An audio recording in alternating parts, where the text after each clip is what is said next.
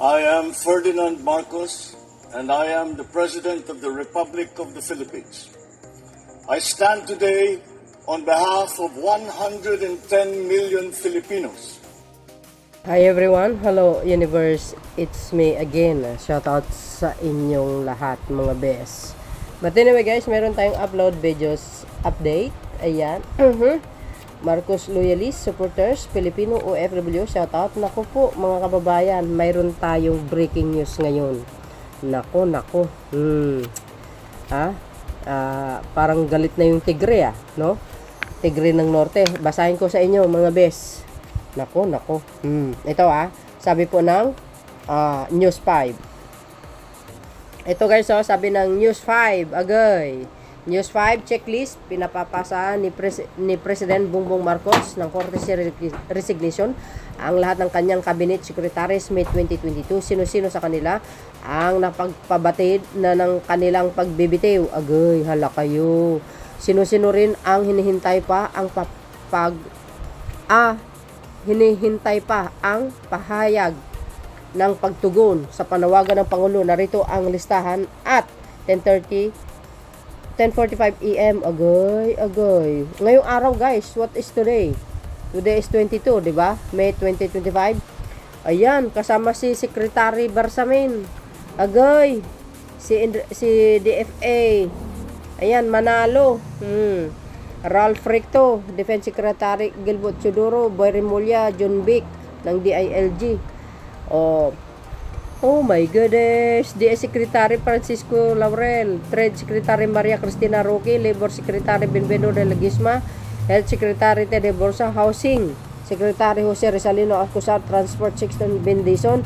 Naku, wala pa itong 5 buwan natin si DOTR Secretary Vince Dison.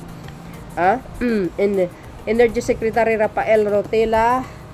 Ayan, Education Secretary Sani Angara, Environment Secretary Maria Antonia Loizaga, Budget Secretary Amin Panangandaman, Science Secretary Nato Solidum, Agrarian Reform Secretary Conrado Estrella III, Tourism Secretary Cristina Prasco, Social Welfare Secretary Gatcharian, Public Works and Money Buruan, Information and Communication, Technology and Term Secretary Henry Ruel Agoda, Migrant Workers Hans Leo Dakdak.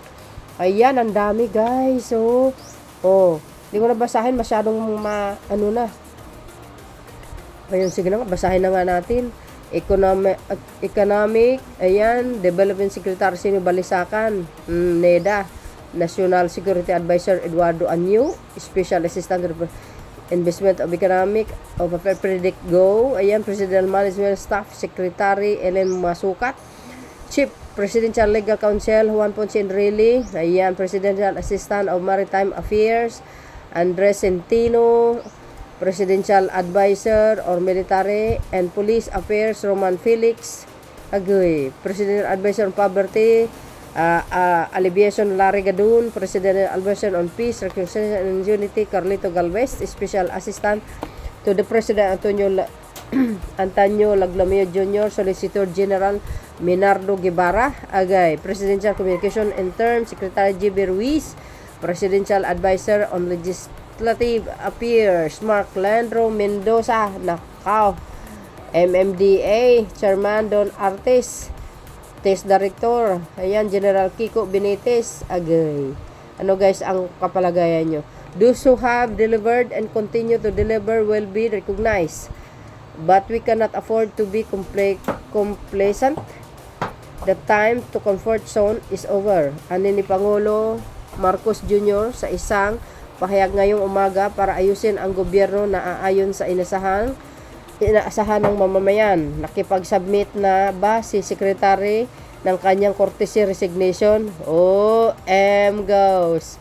Ano guys ang kapalagay nyo? Well, I think sa lahat po ng nabanggit dyan, sa listahan na yan, hindi naman na magre-resign. Dahil maraming magagaling dyan. Kung mayroon lang, siguro bilang lang sa kamay or isa, whatsoever, no? So, I don't think na lahat yan magre-resign na. Grabe naman kayo kung makapag-post, di ba? No, I think, siyempre, papatawag lahat ng Pangulo yan para pag-usapan ano po ba talaga ang problema na kailangan solusyonin.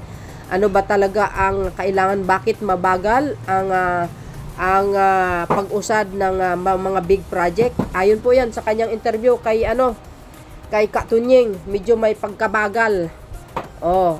Ito lang nakikita ko, guys. Nagsayang ang 3 taon nang nakalipas. Si Pangulong Marcos Jr., I think, guys, may mali siya sa pagpili sa tamang tamang sekretary ng DOTR nung nakaraan. 'Di ba? Si Secretary Jaime Bautista.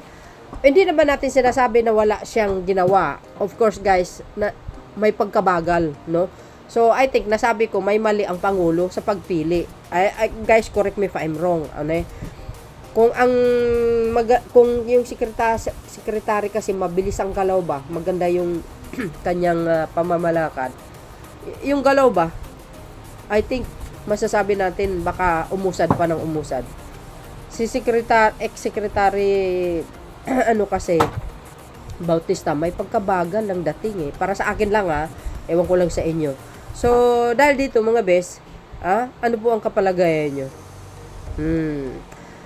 Alam nyo, dekada na ang Pilipinas na nagkaroon ng maraming problema, nuknukan ng problema at may kaguluhan pagdating sa politika. Yung iba kasi ganid, gusto talaga makaupo. Pag nakaupo naman sa Malacanang, wala naman nagawa. Hindi naman umasinso ang bansa. 'Di ba? Ganun lang yun Alam po natin yan. Yung iba nga, tumatakbo para lang sa pansarili. Para sabihin, sikat ako. Kasi ganito, naging presidente ako. Oy, sus, Mariusip. Sikat ka nga. Hindi, wala ka naman legacy na iniwan. Ang legacy na iniwan mo, puro patayan dito, patayan din Di ba? Hindi makakalimutan ng mamayang Pilipino yan. Di ba? Dahil hindi makalimutan ng mamayang Pilipino na yan, madala na kami. Hindi na namin iboto ang isa sa mga kadugo niya. Ganun lang kasimple. So dahil dyan, guys, ano po ang kapalagayan nyo? So para kumpleto detalyado, may sinabi dito si Secretary, guys, DOJ Secretary Boyeng Remulla. Hala kayo. Hala. Nanghingi po si Presidente ng courtesy resignation sa lahat po ng Cabinet Secretary. Ano na po yung naging action nyo po dito? Kausap ko lang at siyempre, willing naman tayo We'll comply. Comply tayo. Sir, medyo sundot ito, but would you know bakit po bigla tayong nagkaroon ng ganito? Kasi halfway na We're halfway, there's always a review. That's normal. Normal yan Para may free hand lang. Para iba kasi siyempre, kanya-kanyang leadership style yan. Pero sir, may mga lumalabas pong report, sir, na para daw po ito doon sa pagpapalit ng isang specific na person. Wala akong idea. Wala akong idea. Sir, ready pa kayo to take on another role in the administration? I'm a soldier. I serve the president. I'm at his beck and call and I serve at his pleasure. So, okay tayo. Sir, any role? Of course, we're willing to undertake any role. But you have Sir, do specific... you think it's necessary na gawin mo Pangulo to just to check the performances of every cabinet? I think that it's something that's given to him as a leader of this country to have the best people he trusts to keep running the government with him. So, talaga we give him the full trust and confidence. So, the same way he gives it to us. Dapat kami talaga. We just follow the leader. And lahat kami dapat mag-comply dyan. Everybody just complies. Ito pa, mga bes.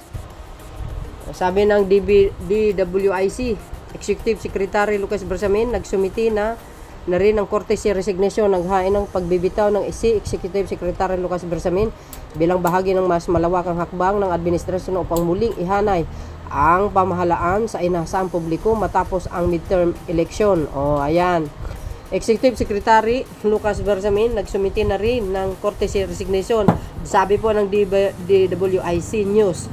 So wala po tayong masyadong alam tungkol dito, mga kababayan. Baka there's something reason siguro, So malalaman po natin ang buong resulta kung para pag si PBBM ang magsalita So siguro na kita nyo kanina at narinig yung sinabi ni Secretary Mulya ang kadahilanan. Ano? Ay nako, ano ba yan mga beswa? Ano po ang palagay nyo? Ako for me, I think Secretary Bersamin mananatili sa pwesto kasi magaling ito guys, no? Mananatili siya kasi magaling ito guys at saka dating Chief Justice kaya isa rin to nakakatulong sa mga desisyon siguro ni Pangulong Marcos Jr. I don't know guys, I'm not sure. Siyempre, ES niya yan Executive Secretary niya. Kaya baka isa sa mga hihinga na yun ng advice. For sure siguro, no? So, sa palagay nyo, ano po ang nangyari? Ba't gano'n? Ano? So, narinig yung siguro yung sinabi ni Secretary Remulla kanina, ang kadahilanan. Agoy, parang nalulungkot naman ako mga best. Ito pa guys, sabi po dito ng News 5 again. Pinagpapasa ni President Ferdinand Marcos Jr. ng courtesy resignation ang mga membro ng gabinete matapos ang resulta ng 2025 midterm election. Ay, nako guys Ilang gabinete secretaries na ang tumugon dito. Narito ang fast facts hinggil sa courtesy resignation sa gobyerno. Sabi dito guys, sino-sino sa cabinet secretaries ang nakapagbatid ng kanilang pagbibitiw. Ayan Ano ang courtesy resignation sa gobyerno? Ito, para malam. Ito ay isang kusang loob at formal na pagbibitiw sa posisyon ng isang opisyal bilang pagpapakita ng respeto sa mataas na liderato, kadalasan sa Pangulo. Ayan Yan ang ibig sabihin ng courtesy resignation sa gobyerno mga bes. Pagkikilala ito sa autoridad ng nakakataas, partikular ang Pangulo, ipinapakita ng opisyal na handa siyang bumaba sa pwesto kung sa tingin ng pinuno ay may mas nararapat sa kanyang tungkulin. Ayon. Pagbibigay ng daan sa reforma ng administrasyon, layunin ito ang paglilinis sa hanay ng mga opisyal, lalo na kung may mga issue sa performance, katiwalian o tiwala. Tulad po ng ni Arnel Ignacio guys. Alam niyo naman po ang issue noon, medyo malaki 'yun, no? Sinulo niya without permission ng buong hanay ng OWA. Di ba? Siyempre may mali siya doon talaga. Desisyon pa rin ng Pangulo kung tatanggapin niya ang isinusumiting courtesy resignation o mananatili ang opisyal sa pwesto. Ayun. So yun guys, So abangan po natin itong mga nagsusumite na ito kung sila po ay talagang tuluyang tanggalin or mananatili sa pwesto. Agoy. Pero mayroon po akong nakikita dyan ng mga sekretaris niya na parang walang galaw, no? Hindi na ako magpangalan, guys. Pero the rest, nagtatrabaho naman. Number 1 yan si DSWD Secretary, Gatchalian. Ay, masipag po yan. Hindi po matatanggal yan.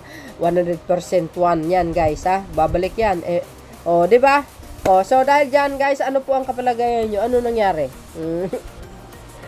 Nakakalungkot, nakakashock. Gulat tayo lahat, Yan mga kababayan, ang palagay nyo.